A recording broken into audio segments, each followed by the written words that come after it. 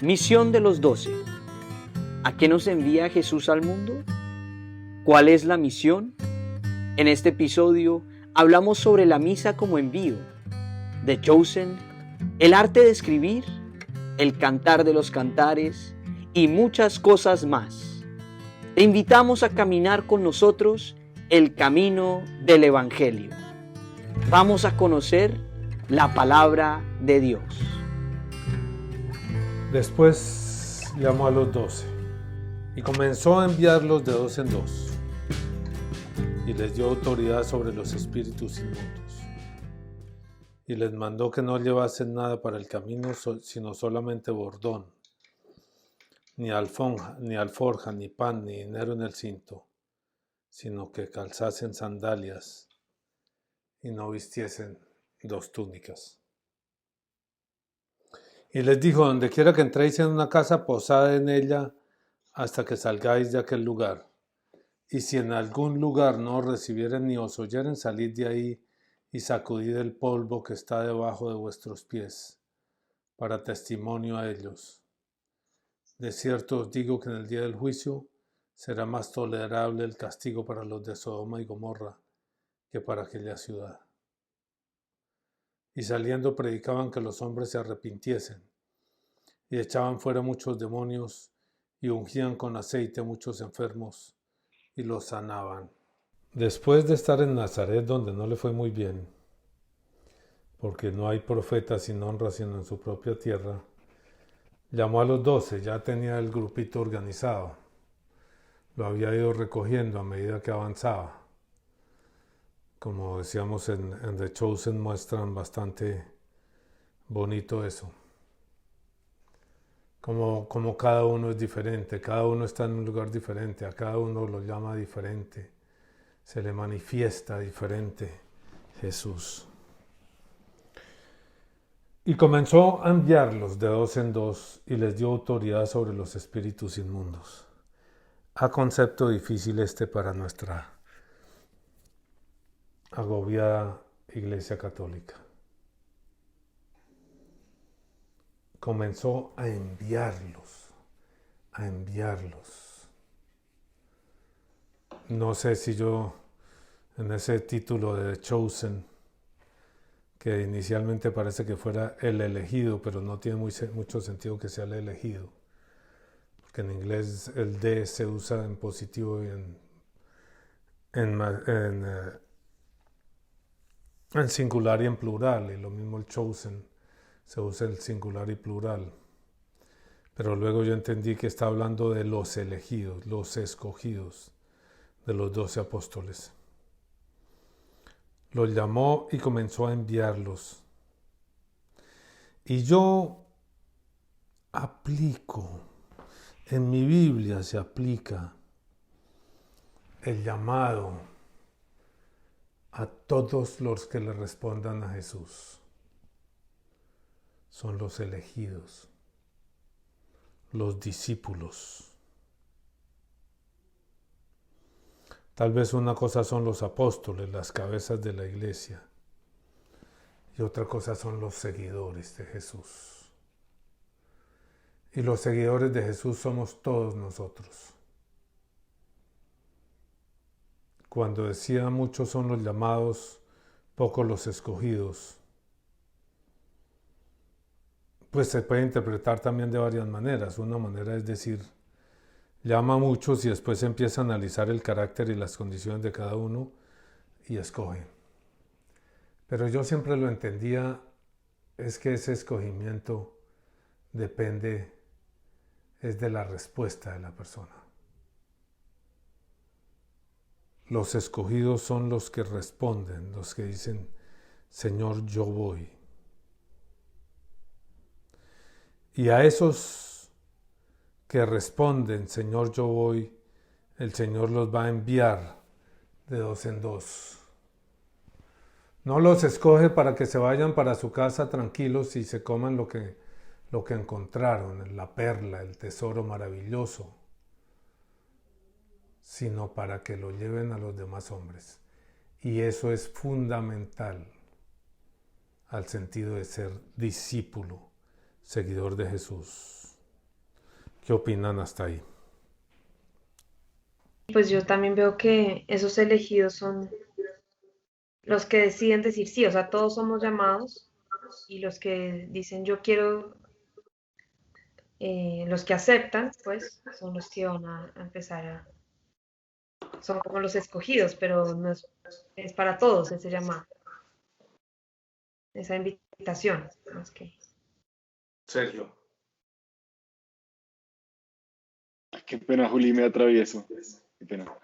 Eh, no, pues que a veces, o sea, ese llamado no parece tan evidente para todos. O sea, digamos, a todo el mundo lo llaman como de distintas maneras, ¿o no? Ok, sí.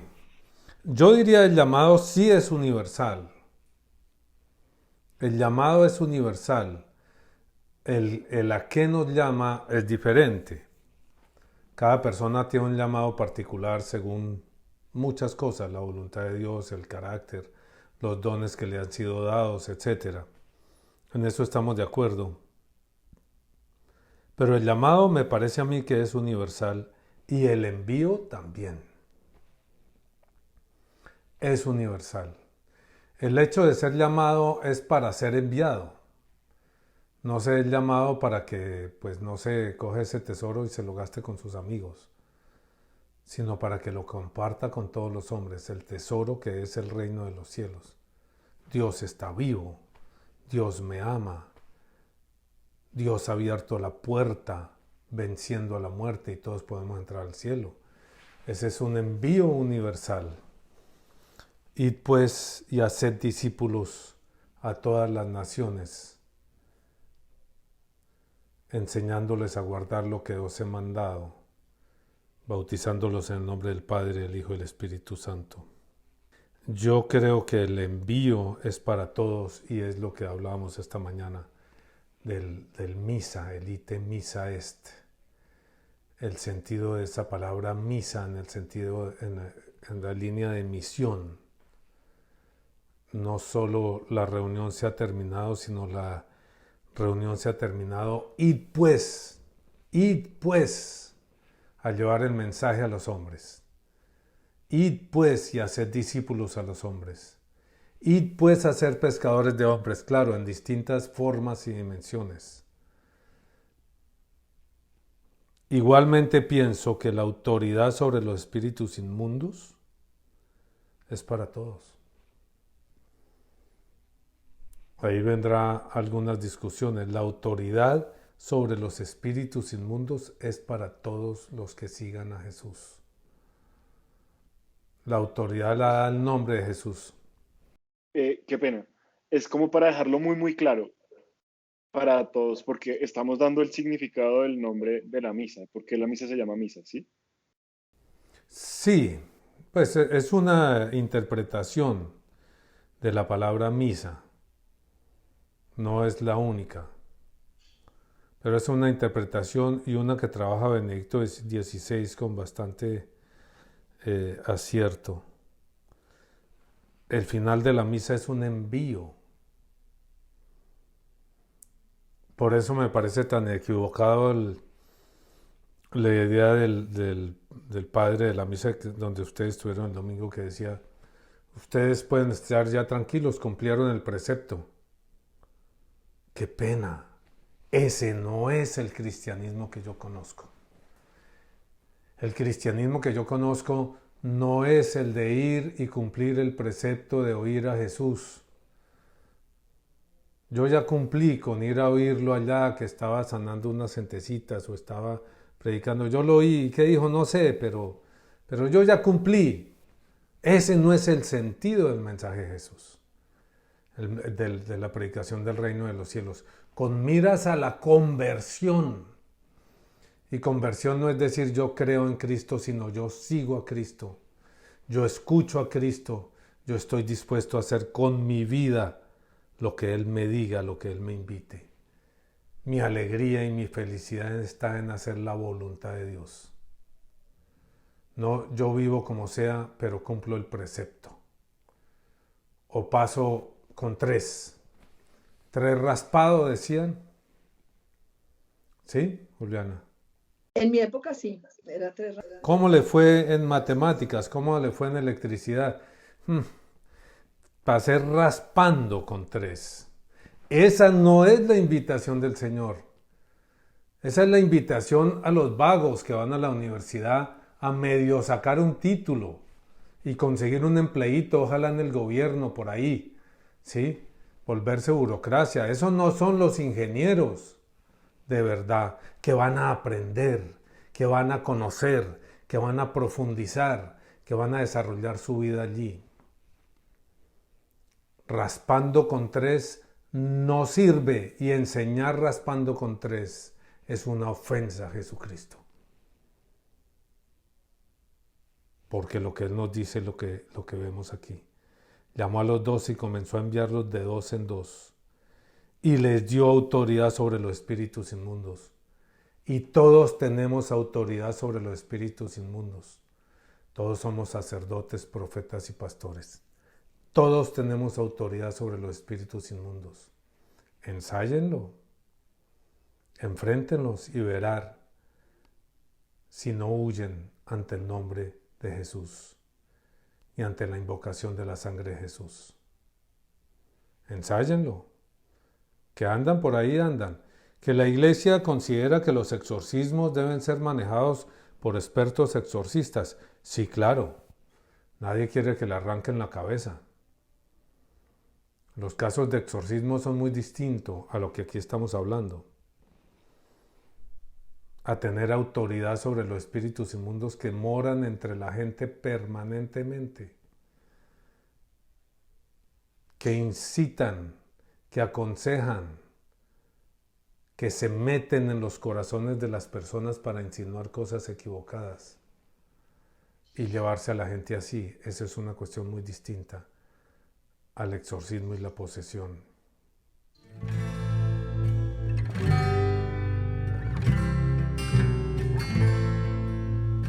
Les dio autoridad sobre los espíritus inmundos.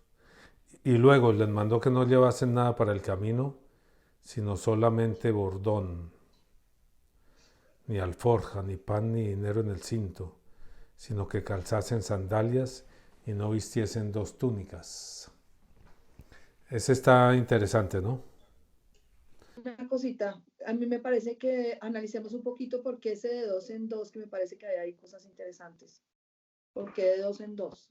¿Por qué no? Sí, porque es que, ¿cómo es que dicen? 2 contra 1 le sacan el desayuno. Se trata de que no le saquen el desayuno a uno y uno sí le saque el desayuno a los que están en manos del demonio. Tengamos presente una cosa: el que no sigue a Jesucristo, explícito o implícito, el que no sirve a Jesucristo, sea consciente o no sea consciente, está sirviendo a los demonios. Que se puede servir a Jesús sin saber que es Jesús, sí. Cuando se sirve a la verdad, se sirve a Jesús. Cuando se sirve a la honestidad, se sirve a Jesús. Cuando se sirve al amor, se sirve a Jesús, sí. Porque Jesús es la verdad. No cuando se sirve a mi verdad, pero sí a la verdad universal, se la busca y se la sirve. ¿Se puede hacer eso sin pronunciar el nombre de Jesús? Parece que sí. Parece Jesús que sí. Jesús quiere decir Salvador. La verdad salva, claro. El que se encuentra con la verdad se encontró con Jesús. Interesante tema, pero es como otra cosa.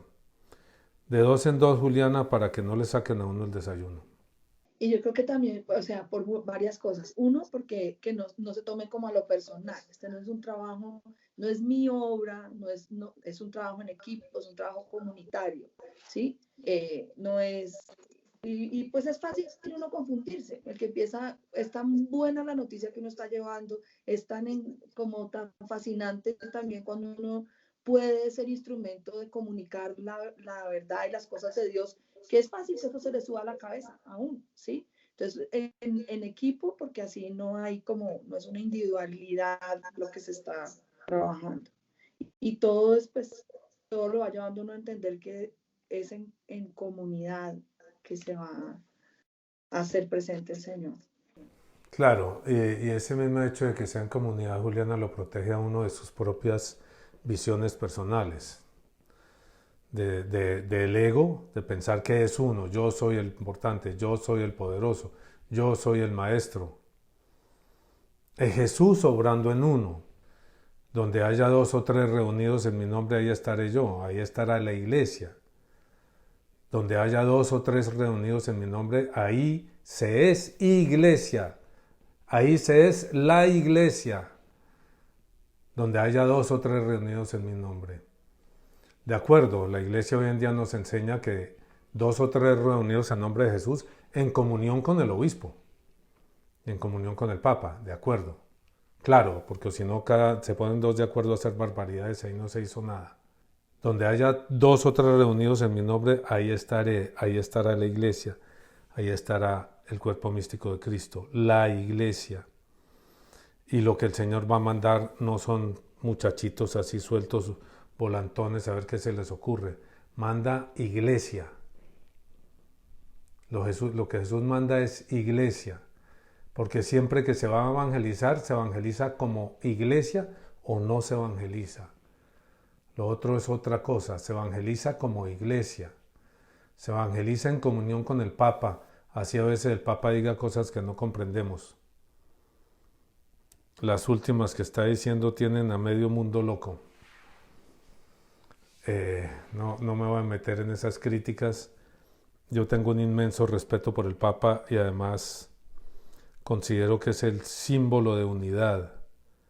Aun si en un momento dado comete errores, es el signo de unidad de la Iglesia. De manera que empezar a tirarle piedras al Papa es como tirárselas a uno mismo. Sí, pues sí creo que es importante eso, además porque le ayuda a uno a no desviarse tanto cuando va con alguien más, porque uno sí puede equivocar y convencerse, ¿no? Yo estoy yendo a evangelizar a esta persona, pero hay otras razones por las que no se quiere acercar, ¿sí? Usted está hablando. Entonces es bueno cuando uno está en equipo porque digamos que le frena a uno un poquito esas dobles intenciones y lo ayuda a, sí, como a que de verdad sea ir a llevar el mensaje del Señor. Sí, ese es otro punto, le da una mayor pureza en la intención. La mayor pureza en la intención. Es tan complejo eso, ¿no? Lo ve uno en todos los sentidos, ¿no? No estoy hablando solamente de cuando los niños evangelizan niñas o las niñas evangelizan niños. Que sí ocurre, claro, que haya una intención, evangelizo a las más bonitas, ¿sí? Cuando uno era sardino, uno tenía tendencia a evangelizar a las bonitas y las más jóvenes que uno medía eso, ¿no? ¿Y a esta quién la va a evangelizar? No, pero es que esta tiene 30 años y yo tengo 23, ¿cómo? Así no. Me saca el desayuno, ¿sí? Entonces uno tenía tendencia a, no, deje que esta yo la cuido de esta niña que está muy bonita. Por eso sí, yo creo que entre dos es distinto. Le da una pureza a las intenciones. Y eso me parece que es fundamental, pero también ocurre en el clero y la problemática que tiene el clero hacia las mujeres, ¿no? Esos son cuentos o libros que valdría la pena escribir si tuviera uno el tiempo. Ahora Sergio se nos ha puesto de escritor, lo cual me encanta, y puede tomar temas así también, ¿no? Escribir es aprender a meterse en la piel de los otros, como el actor, ¿ve? Como el estilo ese les decía Stanislavski, el dramaturgo ruso, y toda la propuesta de él que no era propiamente como fingir o doblar o los gestos de las emociones, sino lograr meterse en la piel del personaje, de manera que el que llora en uno es el personaje, no necesita uno tener cebollas picadas en el bolsillo, que además se vuelve un complique para todos los demás. Pero que el llamado es universal y que el llamado a ser pescador de hombres es universal, es un oficio que uno debe desarrollar y que además nos da autoridad sobre los espíritus inmundos es algo que debemos ejercer todo el tiempo. No es que yo me ponga a escribir, oiga Señor, yo soy pescador de hombres, pero ahorita quiero escribir, entonces discúlpame a un lado y me pongo a escribir. No, no funciona así. El escribir o es parte de esa vocación universal del discipulado o no escriba. O no escriba, ¿sí? El pintar o es parte de esa vocación, es para llamar gente, lo cual no quiere decir que yo tenga que estar pintando crucifijos en todas partes. Hay una penetración, una mirada sobre el mundo que nos rodea, que va a estar marcada por la búsqueda de la verdad, y la búsqueda de la verdad es el seguimiento del Señor. Se puede escribir y se puede pintar en busca de la verdad, o se pueden pintar falsedades bonitas. El que ha hecho el ejercicio de pintar lo sabe. Hay pinturas honestas y hay pinturas deshonestas. Hay libros honestos y libros deshonestos. Por ejemplo, con el debido respeto, yo creo que un libro como los de Paulo Coelho son libros deshonestos. Con el respeto de los que les guste Paulo Coelho, o los libros de Osho, o los libros, tantos libros de autoayuda y de cosas de esas. Son libros deshonestos. ¿Por qué? Porque no están buscando verdad, porque no están reflejando verdad, porque no están mostrando, profundizando en el hombre, sino que están vendiendo. Cogieron una formulita y les funciona y la venden. Y cogen un dibujo o una pintura y saben que con verdes, azules y tal técnica venden. Pero no están explorando, ¿ve? Entonces se puede ser honesto y deshonesto pintando y escribiendo. Y yo creo que no solo la gente lo sabe y lo siente, sino que uno se da cuenta. Y eso no implica hacer arte como al estilo de los países comunistas, donde prohíben todo eso y el arte tiene que estar al servicio del pueblo y el arte tiene que estar al servicio del proletariado, y si usted no pinta obreros felices trabajando, entonces no puede pintar. Y si usted no escribe poemas ensalzando el valor del trabajo de los obreros y la importancia de derrotar a la burguesía, entonces no puede escribir.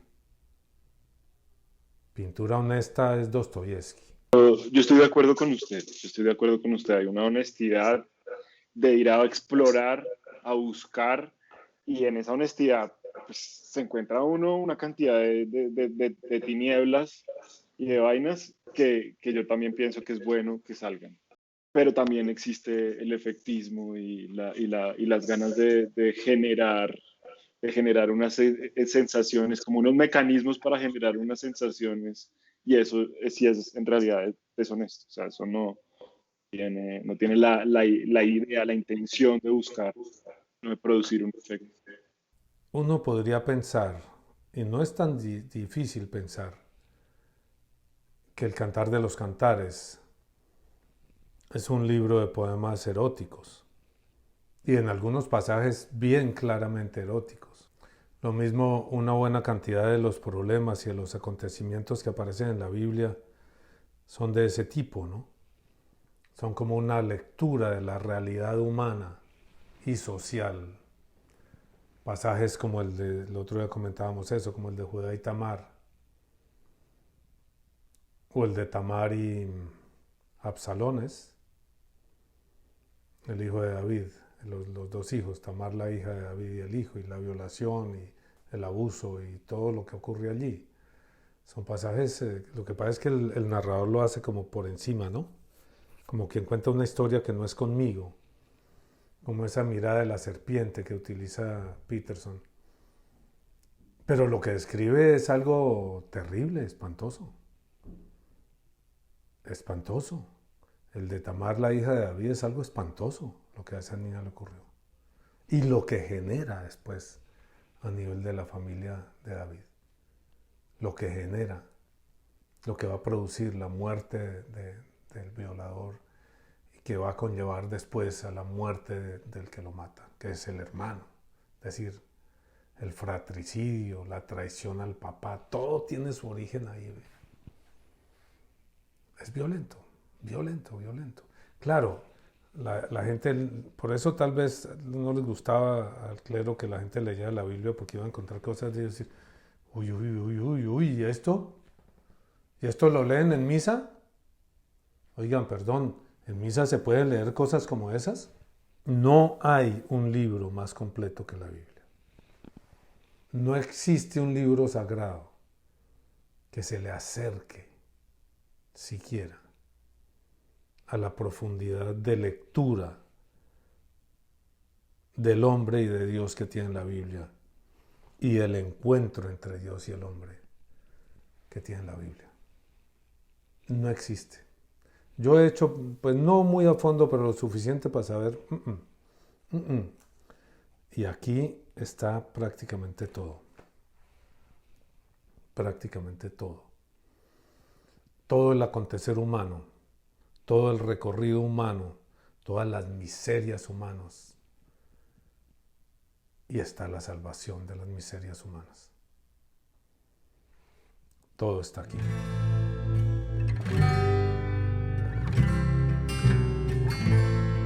El Señor envía a los 12 discípulos al mundo. ¿Y qué quiere decir esto? Porque Juliana me quitó lo que yo estaba diciendo, me echó para atrás, disculpa, no es por... Les mandó que no llevasen nada para el camino, sino solamente bordón, ni alforja, ni pan, ni dinero en el cinto, sino que calzasen sandalias y no vistiesen 2 túnicas. ¿A qué se refiere eso? Yo entiendo que es como depender solamente de él, puede uno depender de nada, digamos, de lo que uno se aferra. Uno se aferra a sus posesiones, a sus riquezas, pero en esa misión es como solo se puede depender de él. Pues si solamente llevamos bordón para el camino, hoy en día no se llega muy lejos. Porque hoy en día la gente se mueve en avión. A mí me llama la atención esto, y les voy a hablar con sinceridad. Les mandó que no llevasen nada para el camino, sino solamente bordón, ni alforja, ni pan, ni dinero en el cinto, y que no vistiesen 2 túnicas. Yo estas conversaciones no las preparo. Qué pena decirles.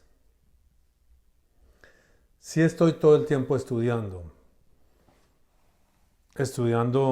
la Biblia, estudiando filosofía, teología, diferentes pensamientos, leyendo y escribiendo. Para mí, una de las formas más fuertes de estudiar es escribir.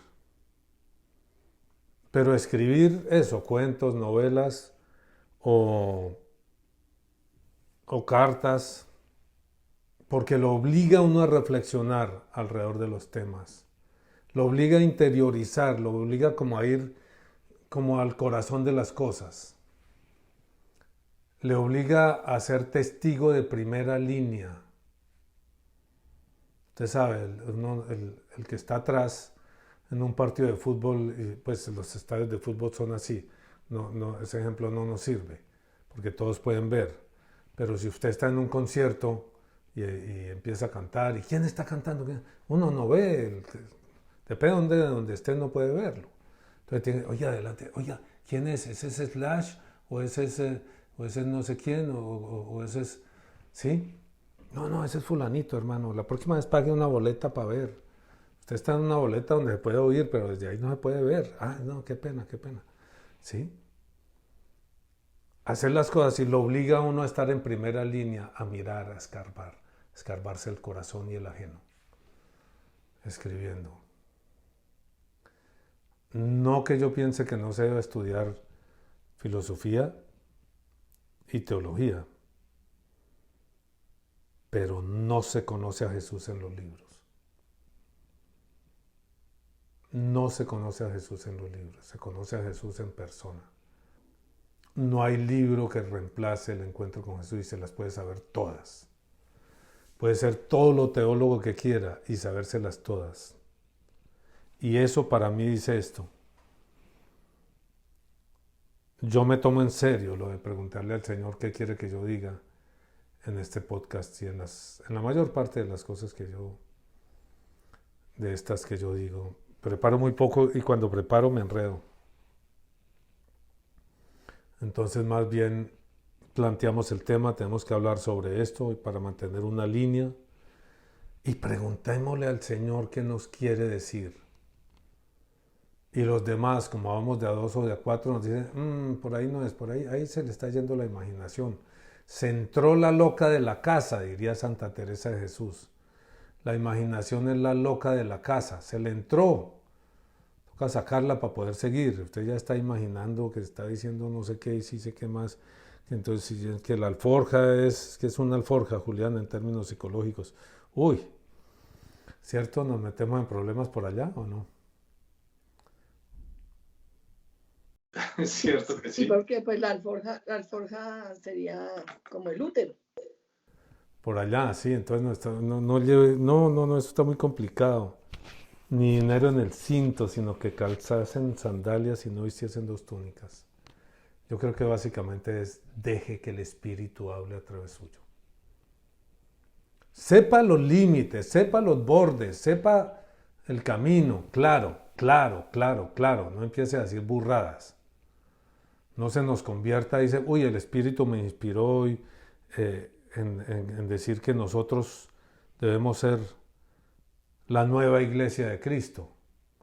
Y debemos escribir, Sergio, ya que estamos escribiendo, escribamos el Novísimo Testamento. ¿Sí? ¿Qué chiste cantidades de gente? Usted va a ver la mayor parte de todas esas sectas, y entre los protestantes y los mormones y eso, se subieron a una montaña y yo sí creo que tuvieron una experiencia mística, pero no tuvieron cómo encauzar eso y terminaron escribiendo el Novísimo Testamento y bajan y empiezan a conseguir discípulos porque yo soy el nuevo Jesús. Pues si le pasó a quién fue a uno de los padres de la iglesia que terminó de montanista, que eran eso, a Tertuliano. Tertuliano terminó de montanista, si no estoy mal. Verifíquelo bien y si estoy equivocado lo corta. Sergio. Pero eso no es tan extraño. Que usted sea una montaña y el impacto de lo que vea y experimente sea tan fuerte que baje diciendo, no, mire este desastre de iglesia. Mire todos estos locos haciendo barbaridades, mire los curas allá consiguiendo plata y diciendo que basta con cumplir preceptos para ya estar en el camino del Señor. Hombre, los otros, no, que el diablo no existe, que son unas tendencias aquí y dele. Y no, esa iglesia no sirve. El Señor y yo vamos a hacer una iglesia nueva y entonces empieza usted otra iglesia. Y los mormones y los testigos de Jehová y las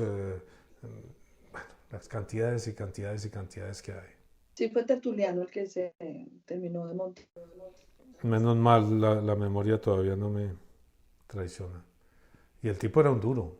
Si usted lee las cosas de Tertuliano, era un duro en teología. Y terminó ahí.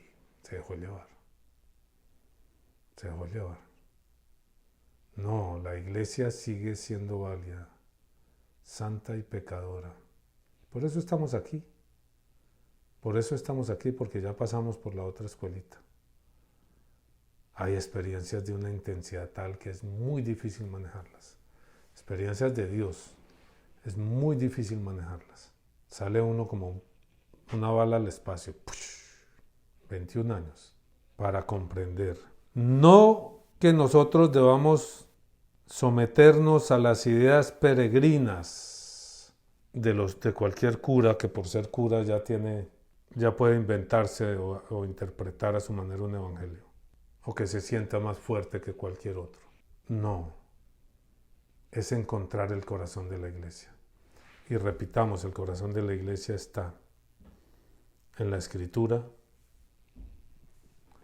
en la tradición de la iglesia que nos entrega y nos explica la Escritura, en los padres de la iglesia, en los papas y sus documentos, en los obispos, en los sacramentos. En realidad es un tesoro bastante amplio, si uno lo mira. Pero no es en una universidad, ni siquiera en la Javeriana, Sergio, Juliana o María Paula, los tres javerianos. Yo fui medio. Ni siquiera en una universidad, ni siquiera en la Javeriana, no es en una universidad donde se conoce a Cristo. ¿Se obtiene información sobre Jesucristo? Sí. ¿Se le conoce?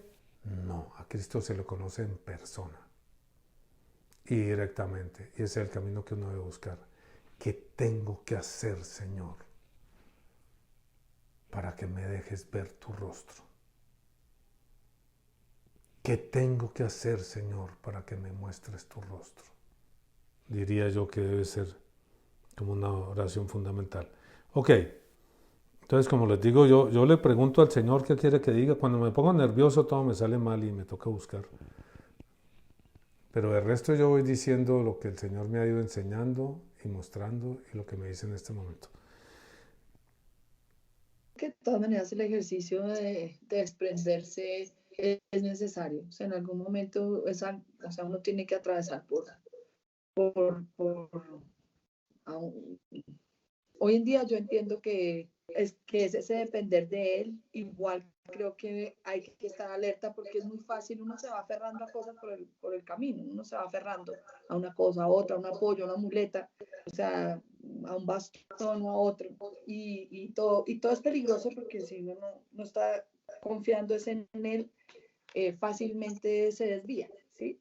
Entonces sí creo que de todas maneras hay que hacer el ejercicio y él le muestra a uno cómo cuando uno pone su confianza en él es fiel y va dando lo que se necesita.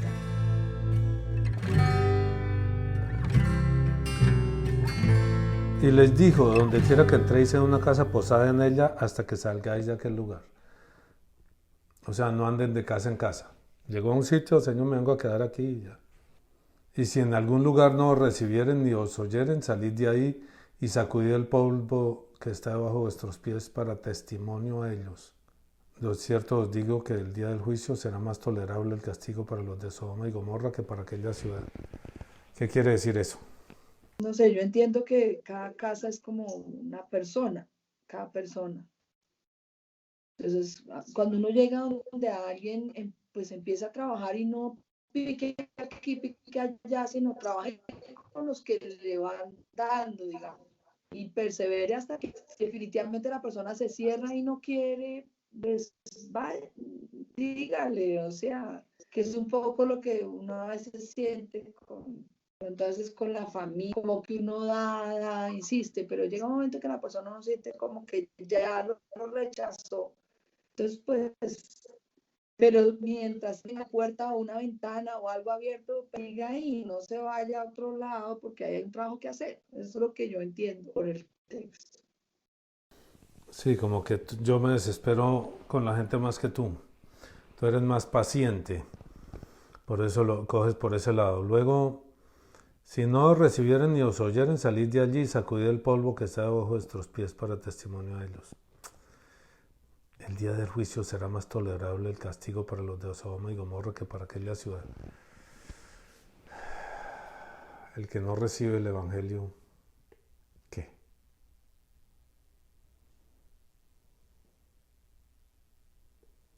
El que no recibe el evangelio, ¿qué? Pensemos un poquito en eso, ¿no? Porque tantísima gente a la que uno le ha hablado de Jesús a través de los años. Pues si yo llevo 45 años en esto y nunca he dejado de hacerlo, porque nunca he dejado de hacerlo. He predicado ante grupos grandes y he dejado de predicar en grupos grandes. Y he predicado en distintas formas y en distintos sitios.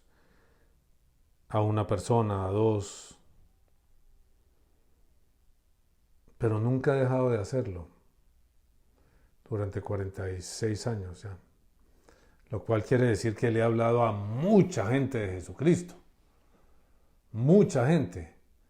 ¿Cuántas personas han aceptado a Jesús de esas mucha gente que yo sepa, que a mí me conste? Muy pocos. Puede ser que yo no sea muy buen evangelizador. Aunque yo a veces pienso que sí, la gente dice que sí. Pero puede ser que no, porque sería más eficaz. Más o menos, ¿cuántos cree que que ha podido evangelizar como de verdad? ¿De verdad, verdad? Que yo diga, pues como 10, sí, los que estamos aquí. Y otros más poquitos, como 10. No, hay otras personas que van llegando poco a poco, que van entendiendo. Es que uno siembra una semilla, pero no se sabe qué va a pasar tampoco. Pero para 46 años, Sergio, de trabajo continuado, otro menos persistente. Yo soy persistente. Es curioso, soy impaciente, pero persistente. Yo sigo, yo no me rindo fácilmente. Que me fue mal, que me quedé solo de malas, yo sigo.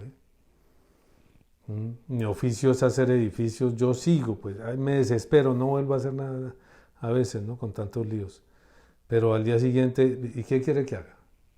Imagínese, Juliana, ¿quién me aguantaría hacia la pregunta de Sergio de cuántos cree usted que están encaminados? Yo le dijera 1.000.000. ¿Quién me aguantaría si fueran 100.000? Sí, yo dirijo un grupo de 100.000 y que ¿Quién me aguantaba a mí, Sergio? Si fueran 20.000, si fueran 1.000, el Señor sabrá. Quiero decir, ojalá fueran 1.000, necesitamos suscriptores en esto, así no sean seguidores míos, pero necesitamos suscriptores, no se les olviden a ustedes los que están viendo, ¿sí? No se les olvide suscribirse, ¿cómo es? Darle like y hacerle a la campanita y mantenerse pendientes, que tenemos cosas interesantes y divertidas para ustedes. Daniel hace dibujos y Palita canta y hay unas canciones muy bonitas, hay canciones nuestras muy bonitas, entonces aprovecho para hacer un poquito de publicidad. Creo que por aquí abajo en algún sitio ponen los links de los otros videos, entonces no se les olvide, y no se les olvide tampoco dejar sus comentarios. Si no les gustó, no hay problema. Antonio habla mucho y es un cansón, póngale, también vale. Me gusta lo que dice el tipo, ok, vale, ¿sí? Me gusta cuando habla Juliana porque es muy seria, porque es muy recatada, vale. Me gusta la sonrisa de Palita, vale. ¿Sí? Me gusta cuando Sergio, que es es crítico, eso, todo vale, pónganlo. Pónganlo y caminamos juntos. Y avanzamos juntos en este camino que sí, ya van 46 años caminando hacia el Señor y hacia la gente. Y desde el primer día tuve la certeza y la confianza: venid a mí y haré que seáis pescadores de hombres. El Señor los está llamando a ustedes, no es propiamente a cumplir preceptos, los está llamando a ser pescadores de hombres. Escribiendo o sin escribir, cantando o sin cantar, predicando o sin predicar. El que le guste predicar y lo haga bien, predique por donde vaya y por donde pueda ir, y coja y haga canales de YouTube y de Instagram y de Facebook y de qué más es para Twitter y ahora TikTok. Yo no sé cómo les irá a los predicadores en TikTok, que ese es como un poquito más espantoso. En todo caso, el Señor nos llama a ser pescadores de hombres. No a ser niños juiciosos viviendo una vida juiciosa, que no es cierto que que uno pueda vivir una vida juiciosa de verdad. O que cuando yo sea juicioso predico. No, predique ahora, porque no sabe si hay un mañana. Lleve el Evangelio hoy, porque no sabemos si hay un mañana. Dé testimonio de lo que Jesús ha hecho o hace en usted hoy, porque no sabemos si hay un mañana.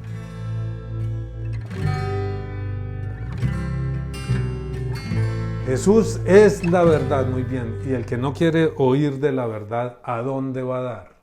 Jesús es la verdad. Jesús es la realidad. Quiere decir que lo que vivimos no es la realidad ni es la verdad. Jesús quiere sacarnos de este lugar donde vivimos, de este delirio. Delirio social, delirio personal, delirio individual, delirio de a dos, de a tres, de a cuatro, de a cinco, de a familia. Quiere llevarnos a la realidad. Y el que rechaza a Jesús, el que rechaza la realidad y la verdad, pues nos dice que la situación de él es peor que la de Sodoma y Gomorra, que le echaron candela. Es peor, porque se va a perder en una maraña de mentiras y engaños y se va a perder para siempre. Porque el problema de los delirios y el problema del rechazo a Jesús no es ideológico. No se hagan ilusiones, los que de ustedes rechacen a Jesús. No es un problema ideológico. No se hagan ilusiones ustedes los que predican y reciben el rechazo. Salud, Palita. Ojalá no sea COVID. No es un rechazo ideológico lo que allí aparece. Parece ser un rechazo ideológico, pero no es. Es un rechazo personal porque no me conviene, porque no quiero cambiar mis condiciones. Porque prefiero seguir viviendo en un delirio. En el delirio yo soy Superman.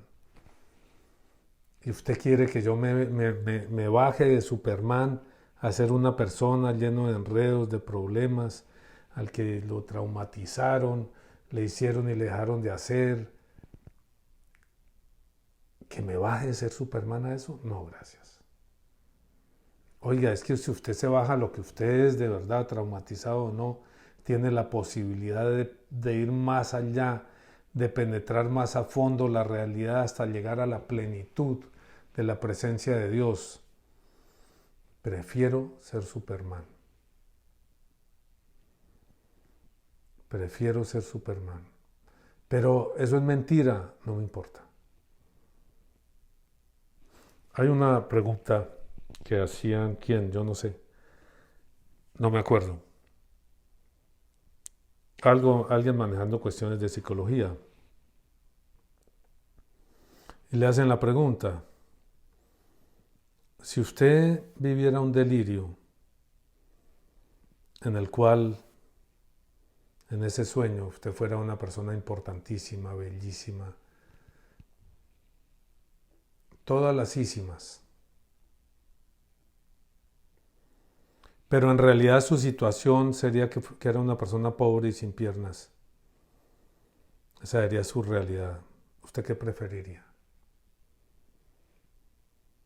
¿Que lo despertaran o que lo dejaran dormir per secula seculorum?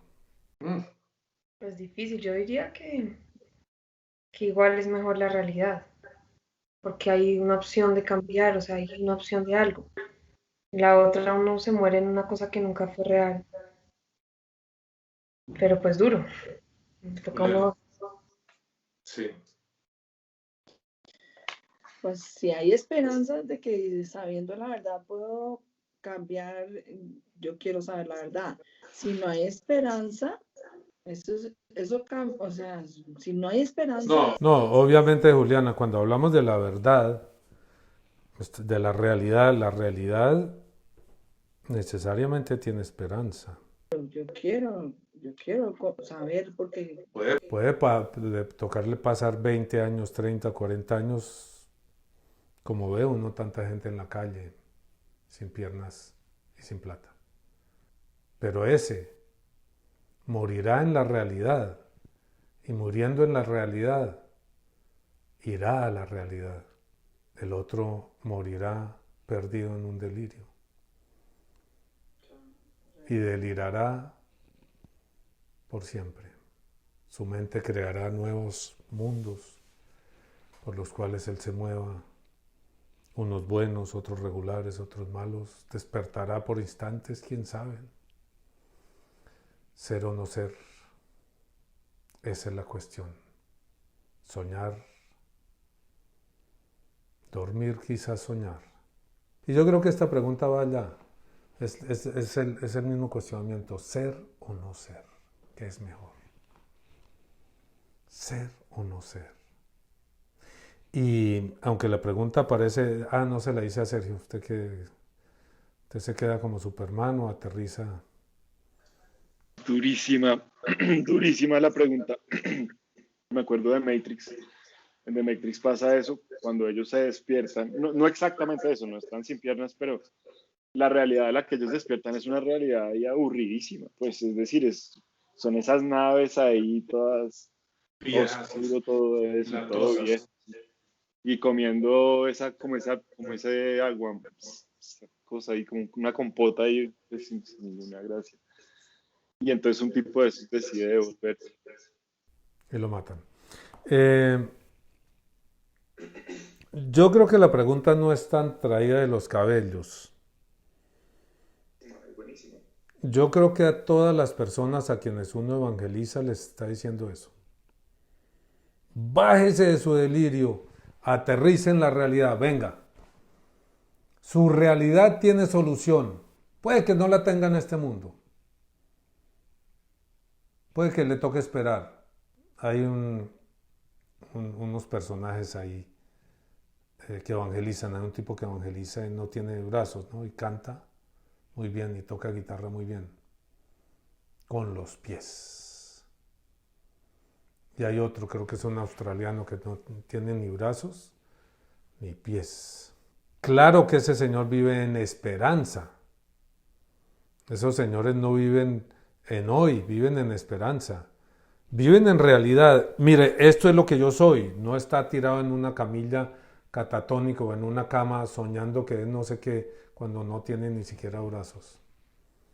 Mire lo que yo soy. Esto es lo que yo soy. Tiene unos muñoncitos así en los hombros. Esto es lo que yo soy.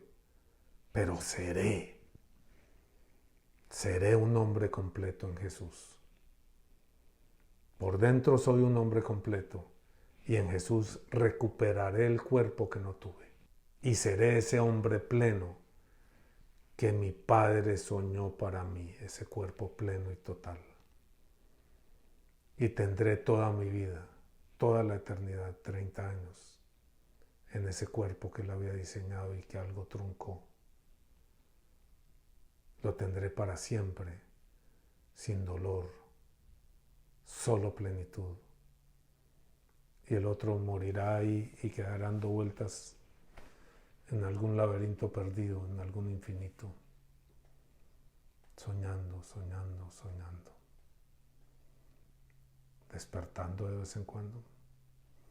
Porque pueden estar seguros de que si el demonio lo engañó para vivir así, no lo va a dejar siendo muy feliz. De vez en cuando lo despierta. Oiga, pendejo, venga, le muestro lo que en realidad está pasando. ¿Y sabe qué? Ya no hay manera. Pero no es muy diferente a lo que vive la gente, la mayoría de la gente, y a las razones por las cuales no se avienen a mirar la realidad. Mire lo que usted es. Mire lo que usted hizo con su vida. No, yo soy feliz y esto, y yo tengo esto, y yo tengo aquello, y no sé. Mire su realidad. Mírese en un espejo.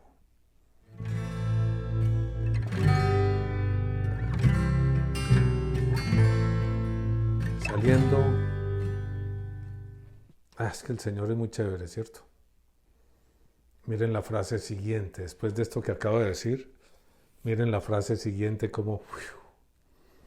Y saliendo predicaban que los hombres se arrepintiesen. Los hombres se arrepintiesen ¿de qué? Del mundo que estaban viviendo, del engaño que estaban viviendo, de la trampa que estaban viviendo en la cual cayeron, del delirio, Juliana. Ya hemos hablado de esos delirios en que las personas, en realidad, era afirmación mía, había algunas discrepancias, que nadie puede hacer el mal a conciencia, sino que uno hace el mal pensando que está haciendo el bien. No son razones intelectuales, ideológicas, las que nos impiden aceptar a Jesús. Es un corazón torcido. Es un delirio donde yo insisto en haber obrado y estar obrando bien mientras hago el mal. Es la impresión que tengo. Y saliendo predicaban que los hombres arrepintiesen y echaban fuera muchos demonios. Oigan, no sé. Aquí en este último, en el 13, yo creo que nos está invitando el Señor, echar fuera demonios y ungir con aceite a los enfermos y sanarlos. Digamos que la parte de sanarlos sí te toca al Señor. La de ungirlos uno los puede ungir. Esos últimos 3 puntos yo creo que son una invitación actual para nosotros. Echar fuera demonios, ungir con aceite a los enfermos. Son 2 puntos, ungir con aceite y sanar.